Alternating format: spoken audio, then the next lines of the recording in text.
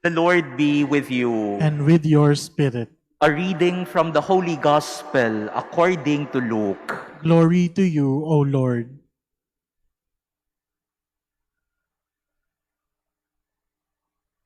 As Jesus drew near Jerusalem, he saw the city and wept over it, saying, "If this day you only knew what makes for peace, but now it is hidden from your eyes.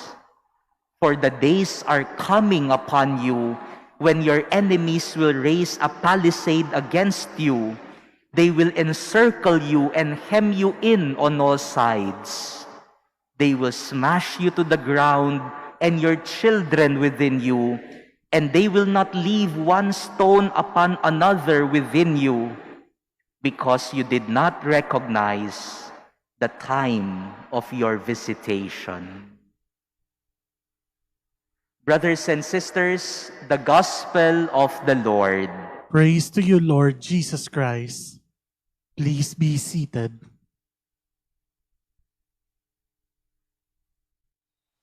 My dear brothers and sisters, the Gospel passage today is one of the few instances in the Bible that Jesus wept. Sa kwento po ng Ebanghelyo natin ngayon, ito po ay iilan lamang na mga pagkakataon na si Jesus ay naiyak. At bakit naiyak si Jesus? In our Gospel today, Jesus foretold the destruction of Jerusalem. He said that there will come a time when Jerusalem will be destroyed. And not only the buildings, not only the temple, but even the people of Jerusalem will suffer. Kaya naiyak si Jesus, sapagkat nakita niya darating ang araw, ang Jerusalem ay sisirain ng kaaway at papatayin ang mga taong nakatira doon. And true enough, 40 years after this instance that Jesus wept over Jerusalem, Jerusalem was destroyed by the Romans. Pinapakita po sa atin, mga kapatid, naiiyak si Jesus, naiiyak ang Diyos kapag nakikita niyang nagsasakitan tayo. Maybe you have been listening from our first reading from the past days, from the book of Maccabees. This is in the Old Testament. And the book of Maccabees is about the war between the Jews and the Greek conquerors. Magtataka tayo, bakit ba merong sa Biblia na libro tungkol sa digmaan? Bakit kaya ang naririnig natin nitong mga nakaraang araw sa unang pagbasa, puro patayan? Bakit kaya mayroong libro sa Bible tungkol sa patayan? The other day, we heard about the story of the mother who saw 7 sons killed in front of her. Why do we read this in the Bible? My dear brothers and sisters, this is to remind us not to repeat these killings. And that God is weeping whenever God sees us hurting one another, killing one another. Pinapaalala po sa atin ng salita ng Diyos, huwag niyo nang tularan ang mga nangyari sa nakaraan, kung saan nagsakitan sila, kung saan nagpatayan sila. Umiiyak na ang Diyos.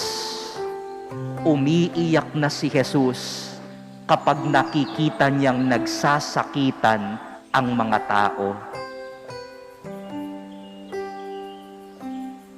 I have this favorite movie, a Japanese movie entitled Ran by the famous Japanese director Akira Kurosawa. The movie was based in William Shakespeare's King Lear. The story of this movie is about a king, an old king. And when his 3 sons noticed that he is already old, they started fighting among themselves who will be the next king. And they started to engage in war with one another. Imagine, 3 brothers at war with one another.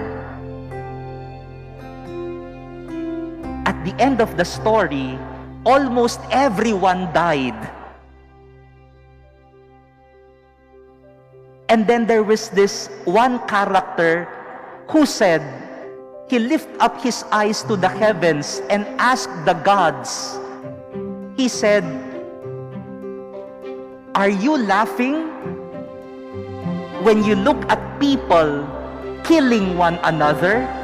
Do you take pleasure? Are you having fun watching us kill one another?" And then one character answered him, "No.